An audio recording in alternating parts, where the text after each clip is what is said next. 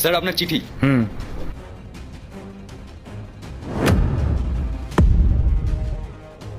Sir এই মেয়েটা কে? ও আমার ওয়াইফ। স্যার ও আমার ওয়াইফ। হ্যাঁ স্যার আমার ওয়াইফ। এই তুই কি পাগল হয়ে গেছিস? তখন থেকে কি উল্টোপাল্টা কথা বলে যাচ্ছিস? স্যারের ওয়াইফ তোর ওয়াইফ কি করে হবে? তো তোর সাহস কম না? তুই উইদাউট পারমিশনে স্যারের ফোনে হাত দিলি কি করে? স্যার আমি মিথ্যে বলছি না, ওর নাম রিয়া, ও কল্যাণীতে থাকে, ও একটা ফ্রড মেয়ে। তুমি ওর নাম লোকেশন সব জানো বলে এটা নয় যে ও তোমার ওয়াইফ। অফিসের প্রত্যেকটা স্টাফ বাকি স্টাফদের ওয়াইফের ব্যাপারে সব কিছু জানে। আর তুমি কোন সাহস আমার ওয়াইফকে ফ্রড বললে? হ্যাঁ, তুমি যা বললে তার জন্য এক্ষুনি সরি বলো। Say sorry. স্যার আমি সরি বলবো না, আমার কথাটা একবার শুনুন। ওরা 3 ভাই বোন, বাবা মা দুজনেই অসুস্থ। ওরা একটা দিদি আছে, ও দিদির নাম পায়েল। ও দিদির বিয়ে হয়ে গেছে, ও দাদার নাম ইন্দ্র। ওদের একটা ছোট দোকানও আছে। আমার যদি ওয়াইফ না হতো তাহলে আমি কি করে জানতাম বলুন? ঠিক আছে, আপনার যদি বিশ্বাস নয় আমি আমার বিয়ের ফটো দেখাচ্ছি। এই দেখুন স্যার। সত্যি আমি তোর মতো এত বাজে মানুষ জীবনেও দেখিনি। তোর লজ্জা করছে না স্যারের ওয়াইফের নামে এরকম জঘন্য কথা বলতে? তো সাহস দেখে আমি অবাক হয়ে যাচ্ছি। স্যার আপনি সব গরিব মানুষদের কথা একদম বিশ্বাস করবেন না, ওরা এরকমই হয়। আপনি এক কাজ করুন, ওকে এখনই কোম্পানি থেকে বের করে দিন, তাহলেই ও বুঝতে পারবে। 6 অক্টোবর ওর বার্থডে, ওর প্রিয় রং ব্ল্যাক, আর ও বিরিয়ানি খেতে খুব ভালোবাসে। এবার আপনিই বলুন স্যার, একটা সাধারণ সিকিউরিটি হয়ে আমি এত কিছু কি করে জানবো? স্যার আমি ওর মতো মেয়েকে ভালোবাসি না, কিন্তু আপনাকে সাবধান করছি, ও আপনার জীবনে থাকলে আপনার সব শেষ হয়ে যাবে।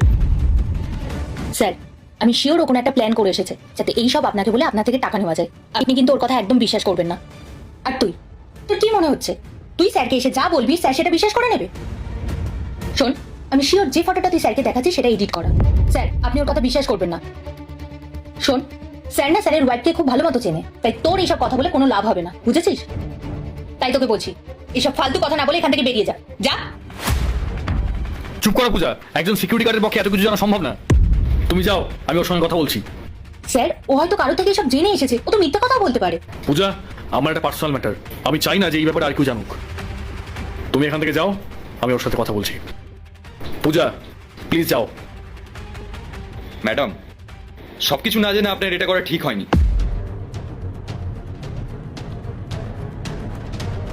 স্যার ও আমার বাড়ির থেকে টাকা পয়সা সব নিয়ে চলে গেছে। আমি অনেক খুঁজেছি কিন্তু কোথাও পাইনি। ওর বাড়িতে ফোন করলেও পাওয়া যায় না। আমরা গরিব মানুষ, তাই কিছু করতে পারি না। আর স্যার যখন আপনার ফোনে ছবি দেখলাম তখন বুঝতে পারলাম ও খুব খারাপ একটা মেয়ে। আমাদের বিয়ের 4 মাস পরেই ও আমাকে ছেড়ে চলে গেছিল। আচ্ছা আপনার যদি বিশ্বাস নয় তাহলে ওকে এখনই ডেকে কথা বলে নি, তাহলেই সব সত্যিটা জানতে পারবেন। দাঁড়ান, আপনার যদি বিশ্বাস না হয় তাহলে আমি আরো ছবি দেখাচ্ছি। না থাক, তুমি এবার এখান থেকে যাও। আগে আমি ওর সাথে কথা বলবো, তারপর আমি যা করার করবো। তুমি যাও।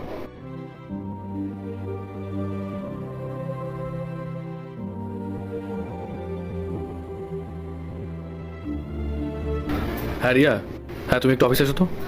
হ্যাঁ আমি তোমাকে একজনের সঙ্গে দেখা করাবো, এসো তারপর বলছি।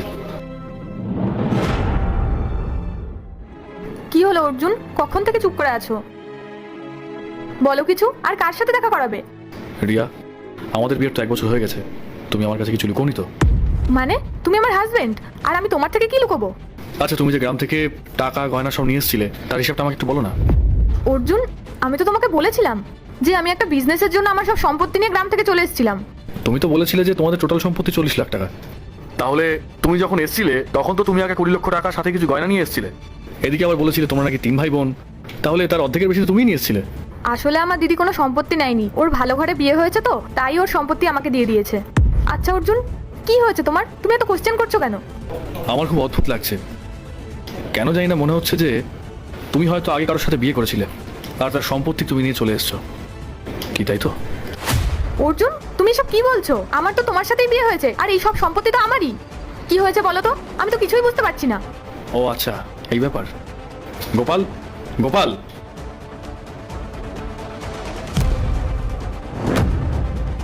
রিয়া, ওনাকে চিনতে পারছো? না তো, আমি ওকে চিনি না।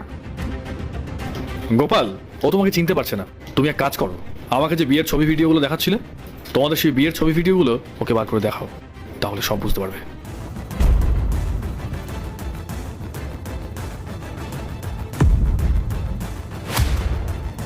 কি হলো, কিছু কি মনে পড়ছে?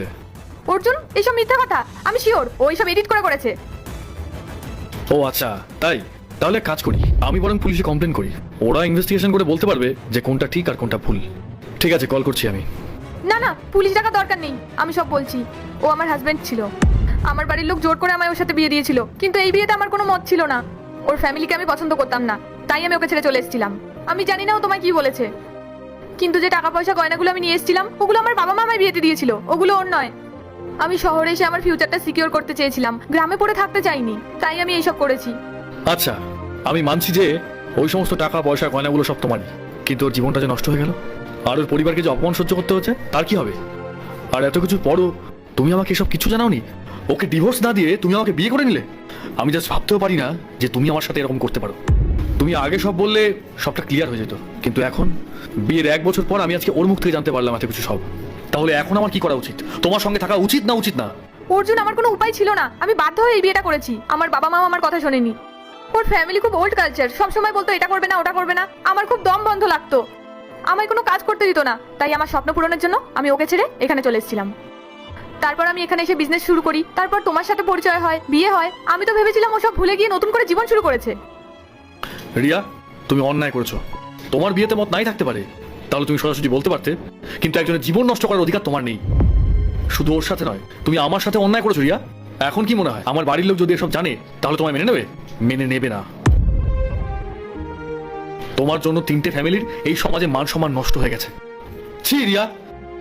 আর শোনো, আমার বিয়ের আর ওর বিয়ের সব খরচা তুমি আমাকে এখানে দিয়ে যাবে, আর যদি না দাও তাহলে তোমার বিরুদ্ধে আমি লিগ্যাল অ্যাকশন নেব। আর তারপর তোমাকে আমি ডিভোর্স দেবো, কারণ তোমার মতন এত নিচু মানসিকতার একটা মেয়েকে আমি আমার ওয়াইফ হিসেবে কি আমি আমার লাইফেই চাই না। অর্জুন, তুমি এসব কি বলছো? আমি ওর সাথে থাকতে পারবো না বলে ওকে ছেড়ে চলে এসেছিলাম। আর আমি তো তোমাকে ভালোবাসি, তোমাকে ছেড়ে আমি কি করে থাকবো? দেখো, মানছি আমি ভুল করেছি, আমি তোমাদের সবার কাছে ক্ষমা চেয়ে নেবো। প্লিজ তুমি এরকম করো না, তুমি আমাকে ক্ষমা করে দাও অর্জুন। আমি ওর সব টাকা দিয়ে দেবো, তুমি আমায় প্লিজ ডিভোর্স দিও না। I am sorry. রিয়া, তুমি যে অন্যায় করেছো তার শাস্তি তো তোমাকে পেতেই হবে। আর এখন এসব নাটক করে কোনো লাভ নেই। হ্যাঁ, আমরা যা টাকা পাবো সেই টাকাগুলো মিটিয়ে দিয়ে যাও, না হলে আমি পুলিশে কমপ্লেন করতে বাধ্য হব। আর শোনো, এখন চুপচাপ তোমার জিনিসপত্র গুছিয়ে বাড়ি থেকে বেরিয়ে যাও। যাও। থ্যাংক ইউ স্যার, এতদিন পর আমি আমার জীবনটা শান্তিতে কাটাতে পারবো। এবারও বুঝবে কার জীবন নিয়ে খেললে কি হয়। এখন তুমি যাও।